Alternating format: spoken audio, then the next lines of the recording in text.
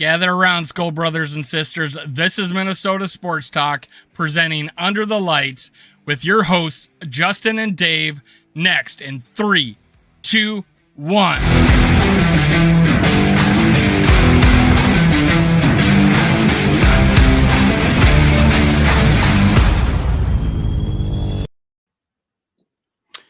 Good evening, Vikings fans, and welcome to Under the Lights. I am Justin with Purple and Gold for Days.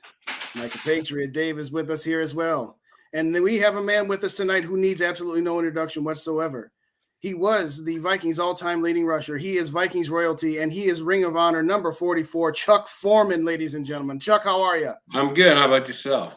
We are good.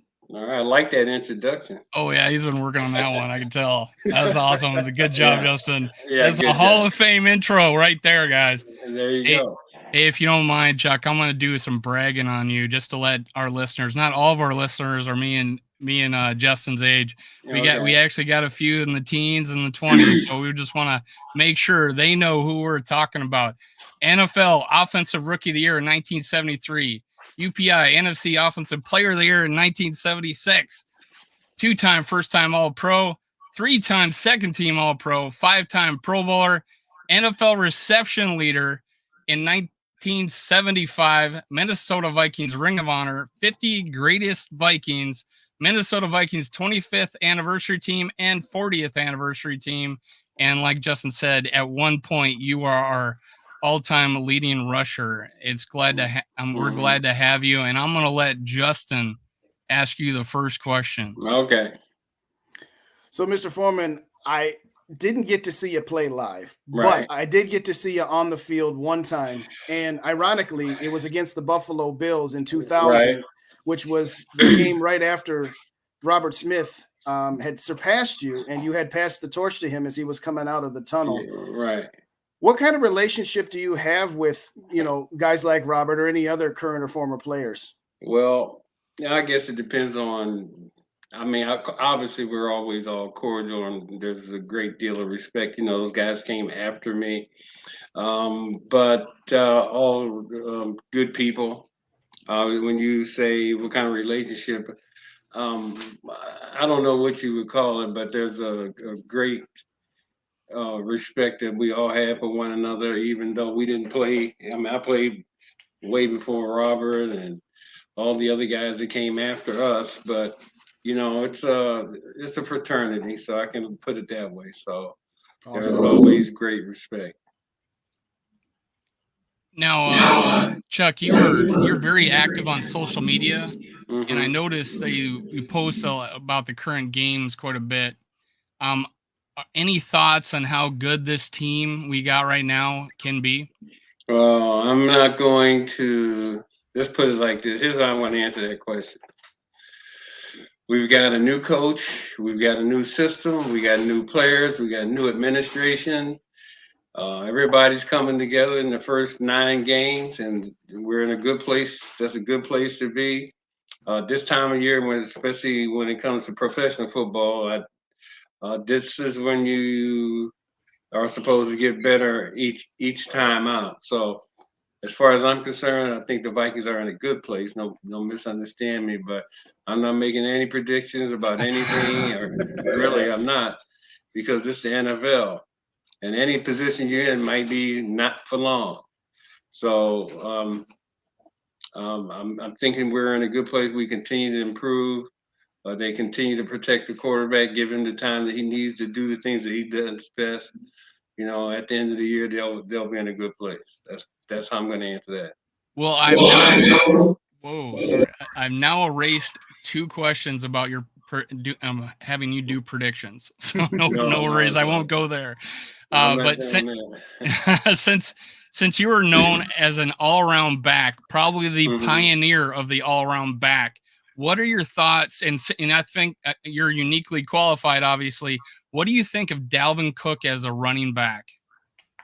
Obviously, I've been knowing about Dalvin for way before he was even in college. And when he was in high school, heck, even when he was in junior high school, people were talking to me.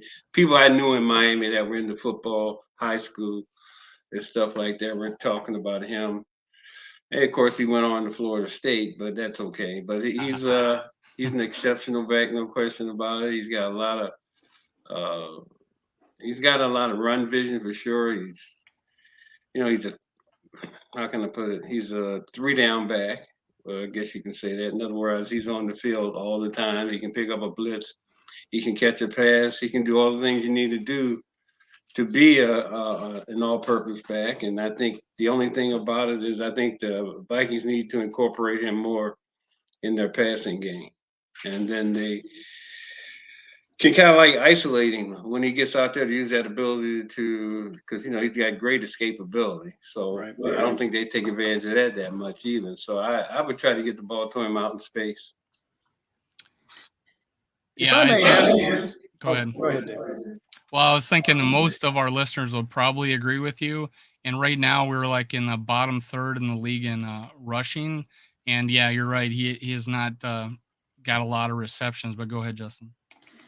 I was going to say, to me, one thing that I would like to see incorporated, to your point, is more getting Dalvin the ball in the passing game, almost as a design pass directly to him. In other words, not just a check down where he's run 4 or 5 yards and has stopped movement and then catches the ball and runs, versus a lot of the things that you did where they would, have a quarterback take 2.5, 3 steps and just swing it at you and let you catch it on the run. Is that, do you think, a sign of the times, or do you think that's just play calling itself, or do you think that? No, I guess different stats have different offensive schemes and the way they do things, and of course you got to have a strong running attack to have a great passing attack. As far as Dalvin goes and how they use him in the passing game, like I said before, the runner as receiver is a great thing if you got a guy with great escapability, which he has. So if you're asking me why the Vikings don't use him more in the passing game like I would, but you got to remember the difference between him and when I was playing, I was a wide receiver, cornerback, running back. When I was in college, I did it all. So when I was here, and the Vikings incorporated me in their passing attack a whole lot different than just not only coming out of the backfield, but getting in the slot, going outside, playing outside one-on-one. So it's a little different, but I think they can do some things to get him one-on-one with people. Mm-hmm. Yeah, definitely. Now I have a question. I read somewhere that you were a Washington Redskins and Baltimore Colts fan growing up. Right. The fact that the Redskins just beat the Eagles on Monday night, how did you feel about that? Was that like your old team giving it to the Eagles, or tell us what you thought about that? I had no feelings whatsoever about it. Yeah, I mean, I grew up with the Redskins and the Baltimore Colts at the time. That's what it was. And they were the Washington Redskins, not the Commanders. Yeah, I apologize. I said Redskins, but hey, I think you knew them as the Redskins. But yeah, they were known as the Redskins back in the day. Yeah. They always had some really good football teams, so the Baltimore Colts for that matter. But when they played the Eagles, of course, when I played, the Eagles were never that. They were a good team, but not anything great. So I never had any feeling one way or the other. So watching the Redskins and the Philadelphia Eagles play last night, it was more of a wanting to see Hurts play well and Heineke play well, because Heineke was here and I always thought that they should have kept him. So it was good to see those two young guys play and play well. So it was too bad somebody had to lose. Yeah, Heineke played with heart and he helped his old team there. I think the last time I saw him play, he led us to a fourth quarter comeback in a playoff game, and then we released him.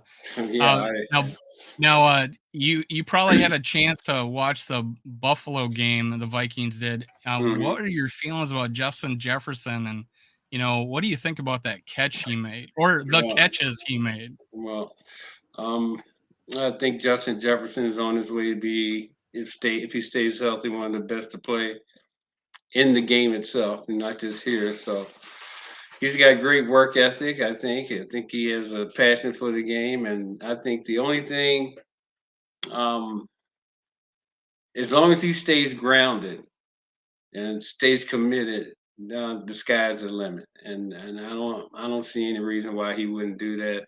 I think he's got big brothers, and and when you have big brothers, the younger ones generally know how to handle success. So I think he'll be just fine.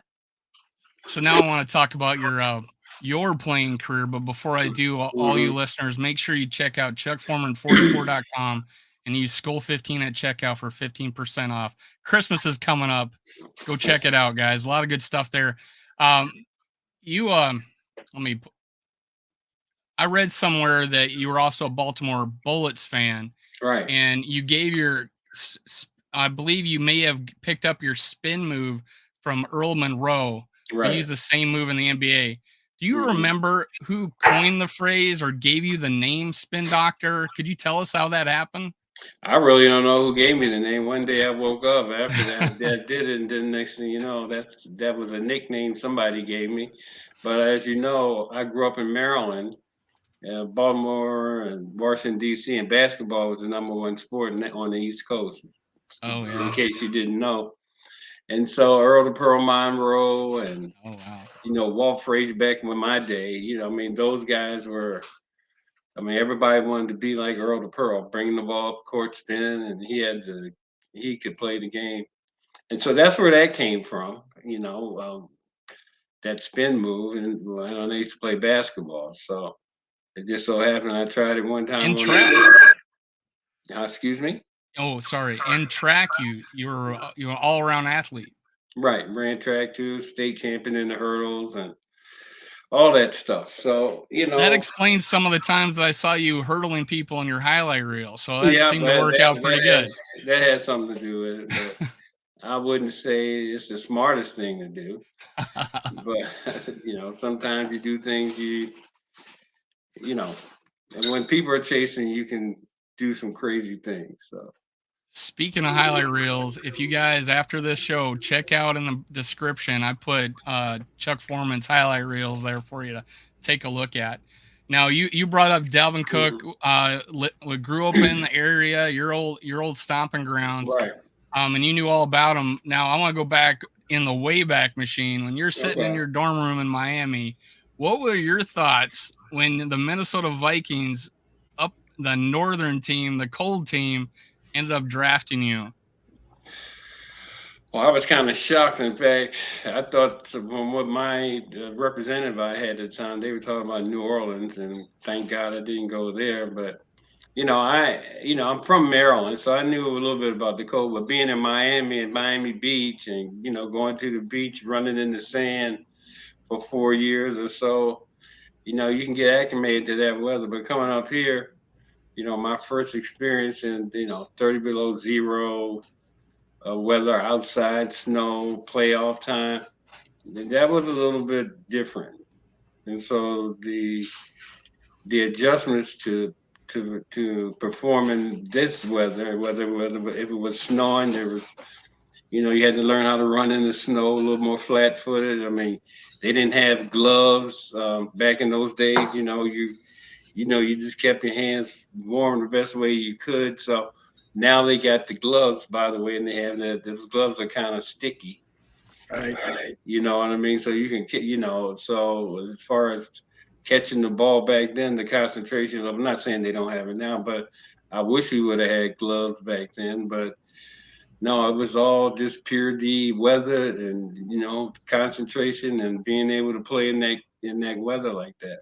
And so we practiced the way we played. So Bud never let us have anything, you know, that would that you couldn't wear in the game. So no gloves. I Right. was going to ask you, could you even wear sleeves? Could you even wear sleeves? Yeah, we had sleeves that go down 3/4, Yep. to keep your heart. But I'm just telling you, in hindsight, I'm like, that didn't make sense. But Yeah. but when we played teams back in the day, we'd play against, usually end up with the Rams. When they had to come up here in the cold weather, they couldn't handle it, but we could. So Well, let me ask this one, Chuck. Right.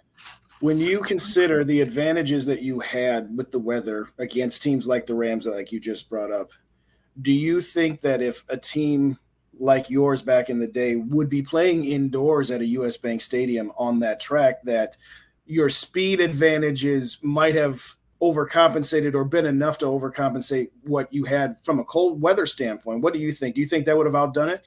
No, I think no doubt about it that, a team that plays in the cold weather like Buffalo in playoff time, they always got the advantage, no question about it. As far as playing indoors, probably been more comfortable, no doubt about it. But Right. when you took the Vikings are no longer a cold weather team, by the way. They No. are an indoor team. So all the advantage we had that came with the weather, those are out the door now. So everybody's on an equal field when they come here in the winter. If we're lucky to get in the playoffs, there's no advantage other than maybe the noise in the stadium might be something that's different because it's indoor. But all those things and all that we had when I played, the advantages, the weather was your friend, no question about it, and that's gone. So you got the Chicago Bears and the Packers. They're left, and Buffalo. Those are cold weather teams. Dave posed the question. Can you confirm, is that correct that he wouldn't even let you guys have heaters? No, not at all. He famously came out in that playoff game at where the Gophers play against the Seattle Seahawks, and came out with short sleeves and like 25 below, and he was in his 90s. So it was like, man, the guy wanted to show even today that he's that tough. Yeah, I was there when he did that, but I wasn't walking out there with sleeves like that. Sure. I was sitting in Florida, so I was nice and cozy myself. Yeah, but if, like I said, it's different. Playing, those guys playing outside for them a year or two. It was an adjustment for them. But I don't understand not having heaters. So I never will understand that. Now you brought up playing multiple sports, multiple positions in high school. I think you also did that in college. You kind of convinced your coach to believe that you were the running back and not any other position, and that's how you're going to get to the NFL. We lost. It didn't go that way. Oh, it didn't? No, not at all. Well, tell me about that and what the Vikings saw in you to put you out there as their feature back at your rookie year. Okay, here's how it went. When I was at the University of Miami, I came there as a defensive tackle tight end. Wow. I was state champion in the hurdles. So they had this guy come in from Ohio, name was Bruce Bishop. He was the fastest guy on the team. Okay, we had 40 times. So the first thing I did was to go out there and see if he was that fast, and I actually beat him. So awesome. I beat him, and then the next thing you know, coach came to me and said, "Hey, you ever played running back?" I said, "No." He said, "Let's try it." So I broke all the freshman records down there as a running back. Then my sophomore year, they came and they wanted to try me at running back and corner. I played both ways.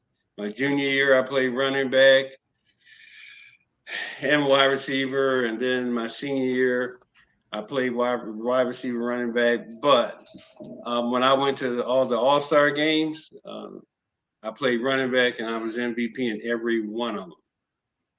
Awesome. So I think with this video that we're shooting right now, we can now go update Wikipedia because they had it wrong. They did. I appreciate you telling us that story, Chuck. When you were in camp with the Vikings, right, they were like, "You're the guy you from the start," or did you have to earn your spot? Yeah, they didn't give you anything. Now, I mean, don't misunderstand me. I got here, I had to work for it, but I had no doubt about what I could do when I got there. But it was a very much a veteran team. Most of those guys were already in the league 8, 9, 10 years when I got here, the nucleus of it, and they had great leadership, and because Bud was a good coach, and so I ended up in a great place, and so that's how I won 2 MVPs here. Because I had like a great offensive line, Ed White and all those guys. So it was 75 my first MVP season, and then my second one was in 76. Those were 2 of my most productive years. And so what can I say? It was a great experience. Now you brought up the 1975 team, and one of the Right. I told you earlier, one of the reasons I wanted you on is because we are going to play the Cowboys, and that was a special team. Now our viewers, a lot of our viewers can remember 1998 and 2009, thinking we had the best team in the league, we were dominant. I feel like that was the 75 team. Where do you feel like that team fits in the greatest teams in Vikings history? I think that was the greatest team in Vikings history. Unfortunately, we lost to Dallas on a fluke play, and Drew Pearson pushed Nate. He caught the ball, went in the end zone. The next thing you know, Dallas is America's team. That's how it went. And so still now, people keep talking about the Cowboys, but I have my own feelings about that. So, but they're coming, and then it's again. We're 8-1. They've lost 2 games or 3. I don't know what it is, but they're supposed to be, the winner of. They're supposed to be. They're picked to win. We'll see about that. Yeah, we're not getting much respect every week. Sorry, we got some feedback. Every week it seems like we're not favored, but we're getting kind of used to that. Not many pundits are giving us a lot of love. Well, we don't need that anyway. Just go Yeah. play the game. Don't make any predictions. That's where I'm at, and let them go out there and do what they do. Then at the end of the year, we'll see where we're going, and then it's a whole different season in playoff time. I think 100% of our listeners agree with you, Chuck, and we agree with you too. Sometimes us on the air, we make our predictions and just for fun of it, but deep down we think exactly what you're saying right there. Yeah. Now that game you brought it off. It is known to Vikings as the Pearson push-off, not the Hail Mary.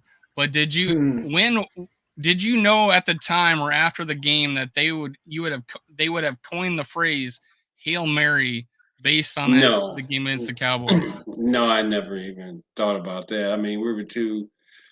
I know personally, I was a little too upset to be worrying about what they were going to call that play. I was like, we just got screwed. That's what I was thinking. And so, yeah, and we all agree with you. I know. Right. Wholeheartedly. Now, earlier in the year, the last game of the season, I believe you were playing the Buffalo Bills. So you're tied in kind of with the Buffalo Bills, and you got hit. You had scored 3 touchdowns. You got hit in the eye from a fan with a snowball. Right. You go on to score 1 more touchdown, and you have tied Gale Sayers for the most rushing or the most combined touchdowns in NFL history. Right. And Bud Grant sits you for the 4th quarter. We're blowing out Buffalo, and it just so happens O.J. Simpson goes and gets a long touchdown reception and scores the 23rd touchdown to get the record. I want to know what that conversation was like. Was it mutually agreed upon? Was it a hey, I need to save you for the playoffs? What kind of conversation was that? You guys are way out of. You got to remember, back in those days, the coach, his decision was final. You didn't get to go in there and argue it, or were they thinking about? Oh, he's 6 yards away from winning the rushing, scoring, and receiving title. I don't think that was. He sat me down, and I'm like, I wasn't aware of where I was with all that stuff. I really didn't care. But at the end of the game, and then next thing you know, you lose your rushing title by 6 yards to a guy by the name of Jim Otis, and then you got all the touchdown records, you got all the receiving records, and you lose out by 6 yards. So to give an idea to the listeners, that year in 14 games, not 16, not 17, 14 games. So Foreman had 1,070 rushing. He had 73 receptions for 691 yards and was all pro. And the other guy in the AFC was OJ Simpson. That's how great this man was at running back. And I think our new listeners will get to see in the highlight reel in the description below this video how great this guy was. And I appreciate you coming on to tell us your story. Well, I appreciate you having me. Believe me, thank you. Even though I was navigating the snow to get here, but yeah, this guy went through a snowstorm to get to us. He's sliding around. It was great. Now let's move. I guess I want to have a question. This is the first time I've ever talked to a Viking great. So, growing up, I was a toddler when you were playing, but I knew of 4 famous people. That was Luke Skywalker, Han Solo, Chuck Foreman, and Fran Tarkenton. I knew who those 4 people were. I just would like to, for our listeners, you played with Fran Tarkenton. Right. What could you tell us of him as far as him being a player and where he stands in the record books or the annals of the NFL? Okay, well, I got to tell you, Fran was way beyond his time. He was the first scrambler guy, quarterback that moved around. Back in those days, even before me, they were like supposed to be stationed, drop back passes. They looked, they didn't do much moving around or anything like that. Fran was the guy that changed all that, and his first coach here, I think, who was the first coach here? His name's right, but anyway, he didn't like the fact that Fran was a scrambler. He traded him off to New York. Fran went on to break more records up than Norm Van Brocklin. And then, Fran changed the way that position's played. He didn't have the strongest arm, but he was consistent and smart and one of the best ever play. I'm going to ask a question from one of the listeners. He said, this is East Coast Gridiron. He says you were Dalvin before Dalvin. Who was your favorite running back of your era besides yourself? Of my era? Yeah. I don't know. I really never gave that much thought. There was a whole bunch of there was Terry Metcalf, Greg Pruitt, Otis Armstrong, OJ, obviously. You can go on and on and on, I guess. There's a lot of great players. One of the thing I want to talk about next is give you an opportunity to talk about what's going on with you right now, any business related or any events or anything you want to let the listeners know about that you're maybe appearing at or a part of. Well, I'm going to be going to Chicago this weekend for a show down there, but they can tune in to go to chuckforeman44.com. You can find out what we're doing, what I'm doing, what's available, what we can do. We can do all kinds of different things. So, you want to give us a call, anything. It's an exciting time for me to be able to get out there. And, we've gone to like Viking fan clubs all over. So, they can get a hold of us and, we can come visit you there and have a get together wherever you are. So anything's possible. And we got all kinds of memorabilia there. And, it's been a lot of fun. Ben Tice has done a great job with it. Yeah, you have been, as far as I can remember, a great ambassador for the Minnesota Vikings. I actually personally got to meet you in like when I was 19 or 20 at one of your autograph signings. You were a pleasure to meet. You were gracious. Everybody I talked to tells me their story about you. When I put out this video, I got a lot of replies and they appreciate that. And in fact, I got your events link in the description below. I got all your links in the description below. So guys, check it out after the show. Now I just got a few questions left, and it's about the rest of the season. People had noticed early on that Kevin O'Connell had a striking resemblance to Bud Grant as a youngster. Are there any similarities to Bud Grant, and is there anything that makes Kevin O'Connell stand out to you? Well, let's put it this way. Bud's Bud, Kevin's Kevin. There's nothing about him that's the same. People say they look like, they might be. Bud was tall. He is tall, but how can I put this? It's a different game, a different way of approaching the game, a different way of coaching people now, the rule changes and all that. I think the analytics part of it, the way they approach the game, the younger coaches now are, you got to coach these guys differently now. Number one, you can't tell a guy that's making $90 million you don't like the way he cuts his hair because it's all guaranteed. Or you can't. There's this different way. When you have your routine guidelines or whatever you want to call. That's fine. But there's a certain way you could coach back then. Right. It just ain't gonna work now. You hear what I'm saying? So I don't know that the coaches of that era, especially when you have a free agency and you always your roster is constantly changing, and you got to try to keep a good nucleus there. You got to try to keep the right people with the right mentality, right commitment, and all that. That's changing every year. So you got to be able to make those adjustments. And so that's free agency. When I was here, there was no free agency. You knew who was going to be on the team, and it wasn't always about talent. It was like if they liked you, and if you told the line the way you're supposed to, you made the team.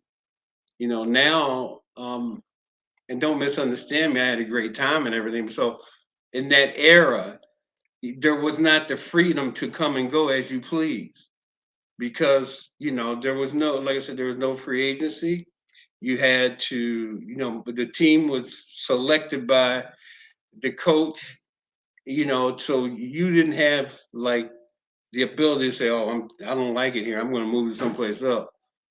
Like for instance, me, if I wanted to move to, I heard this rumor that the Los Angeles Rams was trying to trade for me, and then Mike or whoever it was at the time, I think it was Mike Lynn, he wanted 3 number ones, 3 number twos, and 3 threes. Well, as good as I was, I'm telling you right now, there ain't a player in the NFL I'd trade that much for. I don't care who they are. Definitely not Herschel Walker. That sounds like the Herschel Walker trade. Well, that was I gotta say that's the worst trade in the NFL history, from my perspective. Yeah. He was a great, great college player, but there was nothing special about him in the pros. And he was certainly past his prime, that's for sure. My best friend, who unfortunately passed away several years ago, was a Dallas Cowboy fan.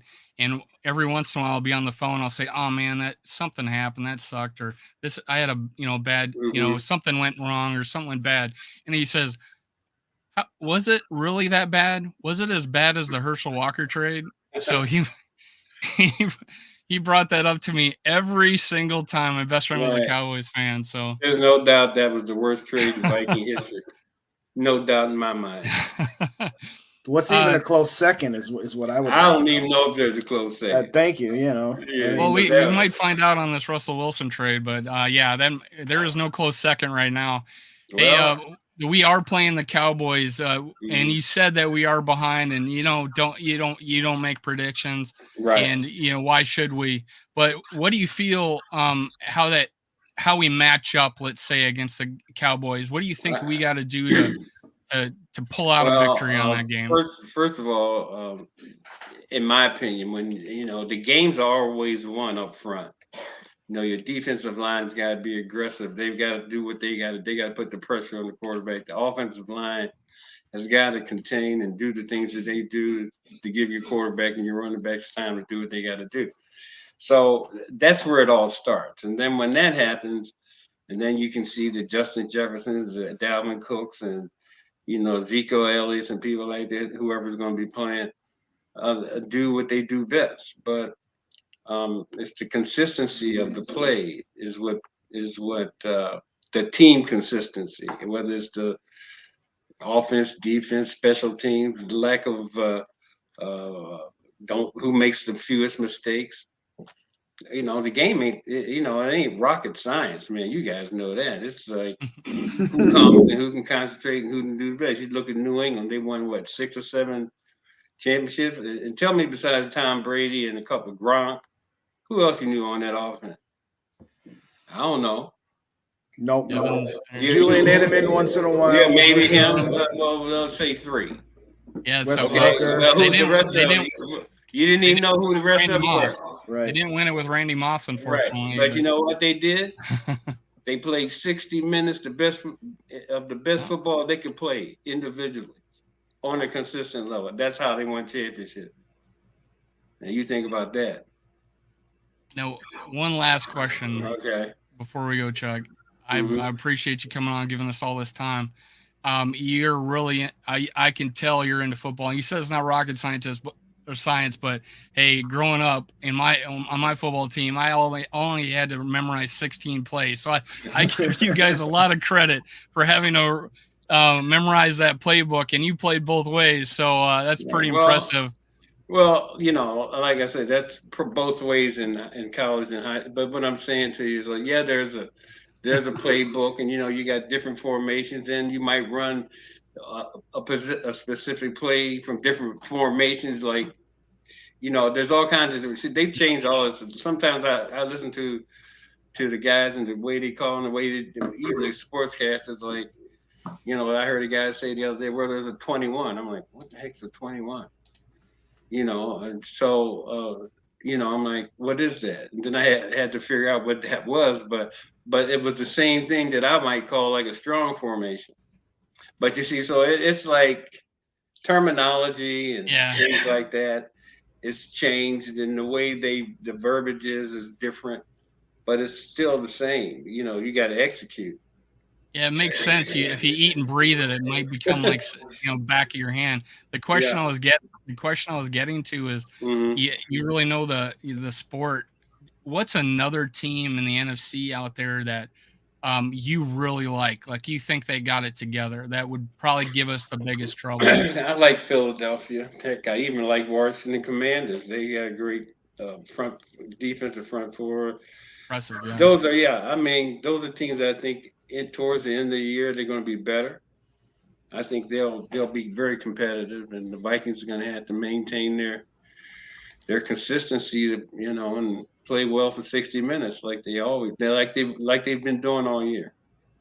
I would also throw San Francisco into that mix. Oh yeah, but of course San Francisco. You like the interior lines, so yeah, you probably would. Yeah, I like. Yeah, no, I'm sorry, I missed out on it because I like Devo and I like McCaffrey and all the things that they're doing. And Jimmy Garoppolo, they wouldn't be where they are now if he wasn't playing.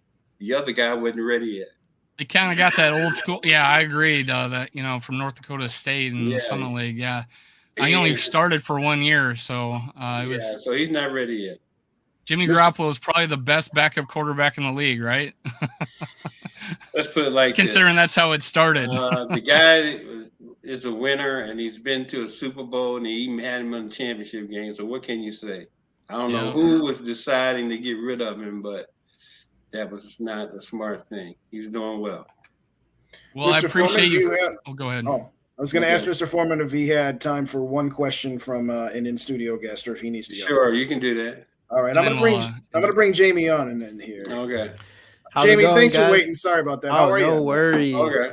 How's it going, Chuck? This podcast has been great, by the way. All right, good. So I guess one question is, you mentioned that you like that the 1975 Vikings, when you played, obviously, was you think was the best team ever. Right. I was born in 1992, so 1998 was my first team. Right. And then 2009 Vikes, 2017, and then this year 8-1, huge. What of those teams is your favorite team? Well, or you think's the best team? I really can't speak to that. I mean, they've had some good runs when 98. You said I remember that because that was like the closest, and then we had New Orleans down in New Orleans, and we gave the ball up 5 times on the ground. I guess I don't know. As far as those teams go, I mean, they could have, but they didn't get to the Super Bowl. Right. So I don't know. You'll have to make that choice on your own. The only thing I know is the greatest team that the Vikings ever had was when we were playing. I know I missed out on that. Yeah, you missed it. You can go in back there and go to YouTube, because I went on YouTube and you can watch the whole game, the whole season. I've dug into it. It's just it's legends for me, man. I'm still waiting for. I just want to see a Super Bowl appearance at this point, but maybe in your time, maybe they will. In my this time, year, hopefully. we got there, but we didn't win it. We're finishing games well this year, so I'm feeling confident. That's good. We're winning these games that are close, so I'm excited about that. That's a good thing. That's a good thing. Thanks for having me on, stay guys. on. Tell us your channel so the listeners can. We're from the GG Sports Podcasts. Me and Casey. I might as well just mention this too. Us and Dave, we are creating a new show every Wednesday called The Skull Experience, starting this Wednesday.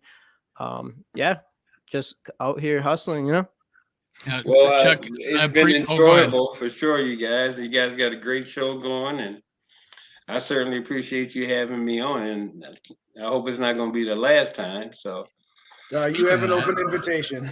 Well, I tell you what we can do. Okay, here's what it is. Let me see, this is like the 9th game. Let's see. After the 14th game, let's talk again. Oh, definitely. I appreciate you going through the snowstorm for us. Yeah, no problem. And I want to get, we take up so much of your time. Justin, do you got something before we leave? I just wanted to say thank you, Chuck. All right, Justin. If I may be so bold, not to go to my father or my grandfather card, but I'm going to go there. And that's pretty much who my father talked about the most, other than you and Fran, I guess we're the two. He's just like, you would not believe. And as was a couple commenters mentioned earlier, you were the modern day dual threat back in the 70s before there was such a thing. So all of these dual threat backs, they all got a little something of Chuck Foreman in it. So thank you so much. I appreciate that compliment. Thank you guys, all of you. I appreciate you having me. And like I said, game 14, after game 14, I expect to hear from you. Sure, man. Let's close it out again, Mr. Foreman. This has been a great honor. I wish you the best and hope you'll be. Thanks again, guys. And like you said, I hope you grace our presence again. Okay. And everyone, this is Under the Lights, and have a great night. Skol Vikes. All right, guys. Talk to you later.